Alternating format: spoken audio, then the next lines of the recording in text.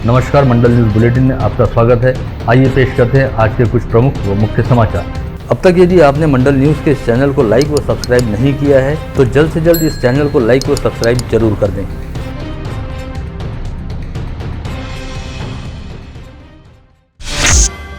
शहर के नवसारी वलगांव मार्ग पर ऑर्चिड इंटरनेशनल स्कूल के पास आयोजित 3 दिवसीय तबलीगी इज्तिमा का आज 2 दिसंबर की सुबह फजर की नमाज के साथ आगाज हुआ। इस समय बाद नमाज फजर अकाबरीन के बयानात का सिलसिला शुरू हुआ। इस तबलीगी इज्तिमा में शामिल होने के लिए कल गुरुवार 1 दिसंबर को असर की नमाज के बाद से ही अमरावती शहर सहित संभाग के विभिन्न जिलों से इज्तिमाइयों का इज्तिमा गाह में आना शुरू हो गया था, जिसके चलते कल रात से ही इज्तिमा गाह पूरी तरह से आबाद दिखाई दिया और इज्तिमा गाह पर हर और अच्छी खासी चहल पहल भी दिखाई दी। इस आयोजन के पहले दिन आज शुक्रवार 2 दिसंबर को जुमे की नमाज से पहले मौलाना अहमद हुसैन साहब का बयान हुआ। वहीं असर की नमाज के बाद दिल्ली से आए मौलाना सनूबर ने अपना बयान पेश किया। साथ ही मगरिब की नमाज के बाद मौलाना अहमद लाट द्वारा अपना बयान दिया गया। हर बयान करीब 1 से 1.5 घंटे का रहा, जिसमें अकाबरीन द्वारा उपस्थित इज्तिमाइयों को दीन और मजहब के बारे में मालूमात दी गई और उन्हें नेकी के रास्ते पर चलने को लेकर मार्गदर्शन किया गया। इस आयोजन के दौरान कल शनिवार 3 दिसंबर को दोपहर में असर की नमाज के बाद करीब 20 सामूहिक यानी इज्तिमाई निकाह भी होने जा रहे हैं। इस समय मौलाना उस्मान साहब द्वारा निकाह की रस्म को पूरा करवाया जाएगा। इंतजामिया कमेटी के मुताबिक फिलहाल तक 20 जोड़ों के निकाह के आवेदन मिले हैं और कल तक यह संख्या और अधिक बढ़ सकती है। गत रोज अमरावती की शहर पुलिस आयुक्त डॉक्टर आरती सिंह अकस्मात ही 5 दिसंबर तक अवकाश पर चली गई और उनके स्थान पर वरिष्ठ आईपीएस अधिकारी सुधीर हिरेमठ को अमरावती शहर पुलिस आयुक्त का जिम्मा सौंपा गया। ऐसे में नए पुलिस आयुक्त सुधीर हिरेमठ ने अमरावती पहुंचते ही आज सुबह सबसे पहले इज्तिमा गाह परिसर जाकर वहां किए गए सभी इंतजामों का जायजा लिया। साथ ही इस परिसर में कानून व व्यवस्था की स्थिति बनाए रखने हेतु लगाए गए पुलिस बंदोबस्त की भी समीक्षा की। राज्य में गुटखाबंदी लागू रहने के बावजूद भी गुटखे की खुलेआम बिक्री होती है और चोरी छिपे चलने वाले गुटखा व्यवसाय में करोड़ों रुपए का आर्थिक लेन देन होता है। इसका अंदाजा केवल इस बात से लगाया जा सकता है कि विगत 3 वर्षों के दौरान करीब 400 करोड़ रुपए का गुटखा जब्त किया गया। ऐसे में अब गुटखा तस्करों के साथ साथ अन्न व औषधि प्रशासन विभाग ने सीधे गुटखा निर्माताओं पर कार्रवाई करने का विचार शुरू किया है। राज्य के अन्न व औषध प्रशासन मंत्री संजय राठौड़ ने आगामी 5 दिसंबर को मुंबई में एक बैठक बुलाई है, जिसमें गृह विभाग के अपर मुख्य सचिव, पुलिस महासंचालक व कानून विषयक सलाहकारों को आमंत्रित किया गया है। इस बैठक में अवैध गुटखा बिक्री मामले को लेकर धारा 328 के तहत कार्रवाई करने के बारे में विचार विनिमय किया जाएगा, ताकि गुटखा बिक्री करने वाले लोगों के खिलाफ गैर जमानती अपराध दर्ज किया जा सके। हाल ही में राज्य सरकार ने महाराष्ट्र में स्वतंत्र रूप से दिव्यांग कल्याण मंत्रालय शुरू किए जाने की घोषणा की थी और अब यह मंत्रालय कल 3 दिसंबर को विश्व दिव्यांग दिवस के उपलक्ष्य में शुरू होने जा रहा है। इस मंत्रालय का आधिकारिक उद्घाटन कल 3 दिसंबर को दोपहर 3 बजे मुंबई विद्यापीठ के दीक्षांत सभागृह में राज्य के मुख्यमंत्री एकनाथ शिंदे द्वारा किया जाएगा। इस आशय की जानकारी पूर्व राज्य मंत्री व अचलपुर निर्वाचन क्षेत्र के विधायक बच्चू कडू द्वारा दी गई है। विधायक बच्चू कडू ने मंडल न्यूज के साथ विशेष तौर पर बातचीत करते हुए बताया कि इस दिव्यांग कल्याण मंत्रालय के लिए 180 करोड़ रुपए के प्रशासकीय बजट को मान्यता दी गई है और 2006 पदों पर भर्ती की जाएगी। इसके अलावा मंत्रालय के जरिए दिव्यांगों के कल्याण हेतु चलाई जाने वाली विभिन्न योजनाओं के लिए सरकार द्वारा आवश्यक निधि का प्रावधान किया जाएगा। इस समय जब विधायक बच्चू कडू से यह पूछा गया कि क्या कल दिव्यांग कल्याण मंत्रालय के शुभारंभ अवसर पर वे इस मंत्रालय के पहले मंत्री के तौर पर मंत्री पद की शपथ लेने जा रहे हैं, तो विधायक बच्चू कडू ने बात को टालते हुए कहा कि फिलहाल इस बारे में कुछ भी तय नहीं हुआ है और कल की कल देखी जाएगी। वहीं उन्होंने यह भी कहा कि इस मंत्रालय का गठन करने के साथ ही पूरे देश में महाराष्ट्र अकेला और सबसे पहला ऐसा राज्य बन गया है जहाँ पर दिव्यांगों हेतु स्वतंत्र मंत्रालय है। इस तरह के मंत्रालय आगामी 1 वर्ष के दौरान देश के सभी राज्यों में जरूर खुलेंगे और केंद्रीय स्तर पर भी इस तरह का मंत्रालय खोला जाना बेहद आवश्यक है। आदिवासी बहुल मेलघाट क्षेत्र की धारणी व चिखलदरा तहसीलों का दौरा करने हेतु आज अमरावती पहुंचे राज्य के स्वास्थ्य मंत्री तानाजी सावंत ने मेलघाट रवाना होने से पहले परतवाड़ा के सरकारी विश्राम गृह में वैद्यकीय अधिकारियों की समीक्षा बैठक ली, जिसमें स्वास्थ्य संबंधी कामों का जायजा लेते हुए उन्होंने कहा कि सरकारी अस्पताल में आने वाले हर एक मरीज के लिए डॉक्टर भगवान का दर्जा रखते हैं, अतः प्रत्येक मरीज के साथ सम्मानपूर्वक व्यवहार करते हुए उनकी समस्याओं को सुना जाए और उन्हें योग्य इलाज करने के साथ ही आवश्यक दवाइयाँ उपलब्ध कराई जाए। इसमें किसी भी तरह की कोताही को बर्दाश्त नहीं किया जाएगा। स्वास्थ्य मंत्री तानाजी सावंत के अमरावती जिला दौरे पर पहुंचते ही बाला साहब की शिवसेना पार्टी के जिला प्रमुख अरुण पडोले ने पार्टी के प्रमुख पदाधिकारियों व शिव सैनिकों के साथ मिलकर उनका अमरावती शहर में स्वागत किया। आगामी 11 दिसंबर को नागपुर मुंबई महामार्ग पर नागपुर से शिरडी के बीच बनाए गए 520 किलोमीटर के पहले चरण वाले हाईवे का लोकार्पण प्रधानमंत्री नरेंद्र मोदी के हाथों होने जा रहा है। पीएम मोदी के दौरे की तारीख निश्चित होते ही सुरक्षा एजेंसियां सतर्क हो गई हैं। साथ ही नागपुर जिला प्रशासन भी चुस्त दुरुस्त होकर इस उद्घाटन कार्यक्रम की तैयारी में जुट गया है। सुरक्षा के लिहाज से समृद्धि महामार्ग के नागपुर स्थित एंट्री पॉइंट को पूरी तरह से बंद कर दिया गया है। साथ ही पीएम मोदी जिस स्थान पर महामार्ग का लोकार्पण करेंगे उस स्थान तक सुरक्षा के लिए किस तरह की उपाय योजना जरूरी रहेगी, इसका भी निरीक्षण किया गया है।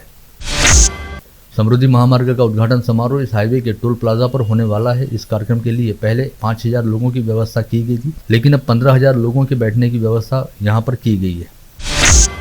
पूरे भारतवर्ष में स्वच्छ वायु सर्वेक्षण एनसीएपी में सीपीसीबी द्वारा गुपचुप तरीके से किए गए सर्वेक्षण में अमरावती महानगर पालिका को अपनी श्रेणी में तीसरे क्रमांक का पुरस्कार घोषित हुआ है। पुरस्कार स्वरूप महानगर पालिका को 25 लाख रुपए नकद और प्रमाण पत्र प्रदान किया जाएगा। यह पुरस्कार कल 3 दिसंबर को भुवनेश्वर में होने वाले समारोह में केंद्रीय पर्यावरण, वन व जलवायु परिवर्तन मंत्री भूपेश यादव के हाथों प्रदान किया जाएगा।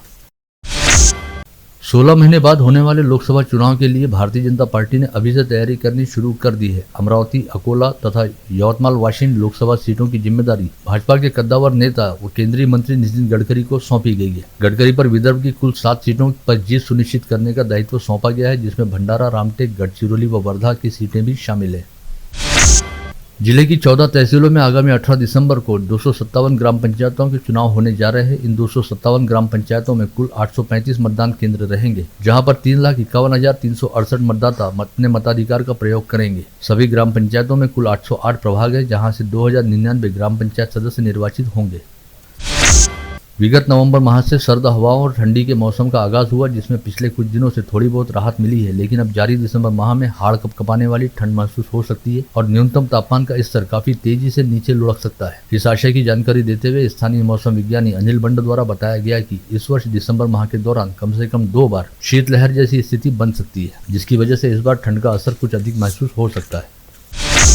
विगत 29 नवंबर को शिव टिकरी पर स्थापित छत्रपति शिवाजी महाराज की तांबे की प्रतिमा के शिल्पकार साहबराव राजाराम जी सातरकर अमरावती के ही सिद्धहस्त कलाकार हैं और उनके द्वारा बनाई गई प्रतिमाएं समूचे देश भर में बड़े शान से स्थापित की गई हैं। अमेरिका के लॉस एंजलिस में भी सातरकर द्वारा निर्मित मोहनजोदड़ो शैली की नर्तकी की प्रतिमा लगाई गई है। अपने नाम के अनुसार साहबी ठाट रखने वाले साहबराव सातरकर बड़े साफ साफ बोलते हैं। बेटे विश्वजीत के साथ ही उनके पश्चात तीसरी पीढ़ी भी इस शिल्पकला में उनका सहयोग प्रदान कर रही है।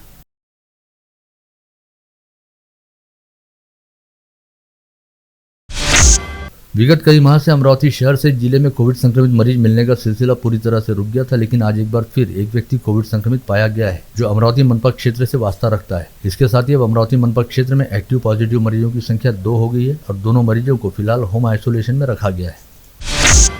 विगत कुछ दिनों से अमरावती संभाग में खसरा यानी गोबर की बीमारी का प्रादुर्भाव देखा जा रहा है। आज अकोला जिले में 2 व बुल्ढाना जिले में 3 बच्चों की गोबर टेस्ट रिपोर्ट पॉजिटिव आई। इसमें से अकोला जिले के दोनों मरीज अब पूरी तरह से स्वस्थ हैं और उनमें बीमारी के कोई लक्षण नहीं है। वहीं बुल्ढाना जिले के तीनों बच्चे इस समय अस्पताल में भर्ती हैं और उनका इलाज जारी है। इस समय पुणे सहित महाराष्ट्र के लिए एक चिंताजनक खबर भी सामने आई है, जिसके मुताबिक पुणे शहर में जीका वायरस से संक्रमित 2 मरीज पाए गए हैं। इन दोनों मरीजों को फिलहाल स्वास्थ्य संबंधी निरीक्षण में रखा गया है। 7 लाख की आबादी वाले अमरावती महानगर में प्रमुख ज्वेलरी प्रतिष्ठानों की कमी नहीं है और एक से बढ़कर एक ज्वेलरी प्रतिष्ठान यहां पर है, लेकिन भारतीय मानक ब्यूरो की मान्यता वाला एक भी हॉलमार्क सेंटर अमरावती में नहीं है, जिसकी वजह से यहां के सभी छोटे बड़े स्वर्ण आभूषण व्यवसायियों को अपने जेवरात पर हॉलमार्किंग के लिए अकोला व नागपुर की दौड़ लगानी पड़ती है। यह काफी जोखिम वाला काम है, क्योंकि काफी कीमती गहने अकोला व नागपुर भेजने और वहां से वापस लाने पड़ते हैं। महाराष्ट्र राज्य गवली समाज संगठन के राष्ट्रीय समन्वयक हंसराज अहिर की राष्ट्रीय ओबीसी आयोग के अध्यक्ष पद पर नियुक्ति होने के चलते गवली समाज संगठन की जिला इकाई ने जिलाधीश कार्यालय के सामने आतिशबाजी करते हुए मिठाई का वितरण कर जल्लोष मनाया। गवळी समाजाचे ज्येष्ठ नेते आणि मार्गदर्शक त्यांना मोदी साहेबांनी फार मोठी जबाबदारी दिली। राष्ट्रपतींनी त्यांची नियुक्ती देशाचे मागास ओबीसी चेअरमॅनपदी, राष्ट्रीय चेअरमॅनपदी नियुक्ती केल्याबद्दल आम्ही गवळी समाजातर्फे महाराष्ट्र गवळी संघटनेतर्फे आनंदोत्सव मनवत आहे। पेढे खिलवून व लड्डू खिलवून आणि फटाके फोडून आनंदोत्सव मनवत आहे। अमरावती तहसील के बुरगांव धर्मालय में श्री दत्त प्रभु महापूजा उत्सव बड़े उत्साह के साथ मनाया गया। इस समय परम पूज्य महंत मोहनपुरी महाराज के हाथों महापूजा की गई। वडाली परिसर में तैयार किए गए वन्य प्राणी व पक्षी संग्रहालय को तत्काल शुरू किया जाए, इस आशय की मांग को लेकर आदिमा शक्ति बहुउद्देशीय आदिवासी विकास मंच ने उपवन संरक्षक चंद्रशेखर बाला को ज्ञापन सौंपा। पंचोटी चौक में विगत 2-3 साल से लवाद न्यायाधिकरण के नाम से समानांतर अदालती कामकाज चलाकर लोगों को ठगने वाले मुख्य आरोपी सिद्धार्थ रामटेके को गाड़गनगर पुलिस ने बुधवार की देर शाम एक फर्जीवाड़ा मामले में गिरफ्तार किया। वहीं उसकी सहयोगी मीनाक्षी मालोदे नामक महिला वकील द्वारा अग्रिम जमानत के लिए याचिका दायर की गई है, जिसके चलते सोमवार तक इस महिला वकील की गिरफ्तारी पर रोक लगी है। आरोपी सिद्धार्थ रामटेके को रविवार तक पुलिस कस्टडी रिमांड में रखा गया है। आश्चर्य वाली बात यह है कि यह कथित लवाद न्यायाधिकरण का कामकाज विगत 2-3 वर्षों से खुलेआम शहर में चल रहा था, लेकिन इसके बावजूद पुलिस अथवा जिला प्रशासन के ध्यान में यह बात कभी नहीं आई।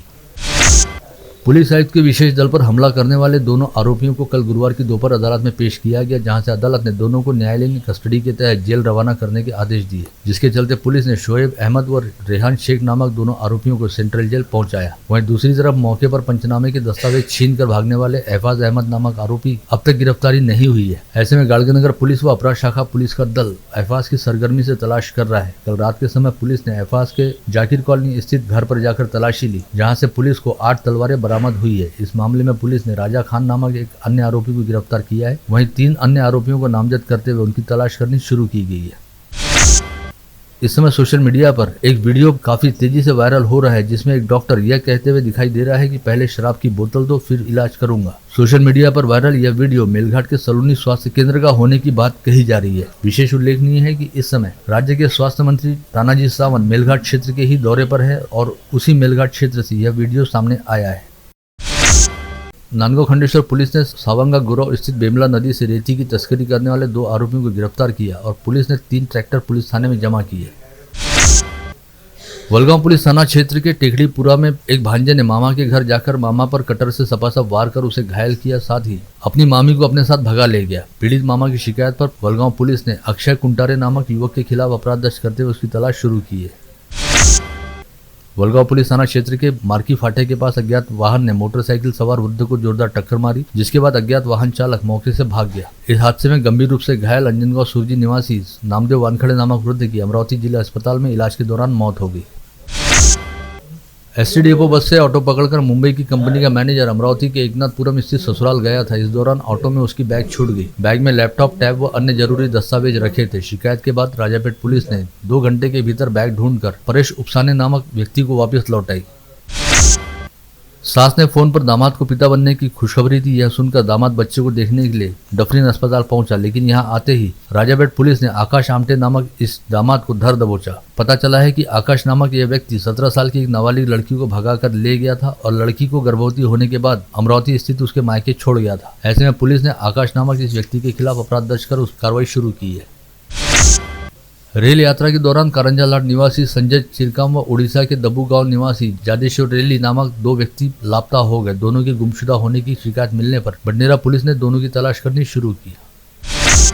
स्कूल में साथ खेलते समय एक बच्चे ने अपने साथ पढ़ने वाली बच्ची को मार दिया। इस बात से गुस्से में आए पालक विजय काले ने क्लासरूम में जाकर कक्षा 2 के विद्यार्थी सर्वेश टांग को चप्पल से बेदम पीटा। इसके बाद भी उपस्थित शिक्षकों ने उस घायल बच्चे को अस्पताल नहीं पहुंचाया। यह घटना धामनगांव रेलवे तहसील के झाड़गांव में घटित हुई, जिसकी शिकायत मिलने पर मंगरूल दस्तगीर पुलिस ने मामला दर्ज किया है। जिले के ग्रामीण क्षेत्रों में खेत की सामग्री व कबाड़ चोरी के अपराध उजागर होने के कारण पुलिस अधीक्षक के निर्देश पर ग्रामीण अपराध शाखा पुलिस द्वारा विशेष अभियान छेड़ा गया और इस दल ने अभियान के दौरान कबाड़ खरीदने वाले फिरोज खां और चोरी का माल बेचने वाले निकेश गुड़ाम नामक 2 आरोपियों को गिरफ्तार किया है। आप देख रहे थे मंडल न्यूज बुलेटिन। हमारे चैनल को लाइक करें, शेयर करें और हाँ, सब्सक्राइब करना ना भूलें। कल होगी आपसे फिर मुलाकात, तब तक के लिए धन्यवाद।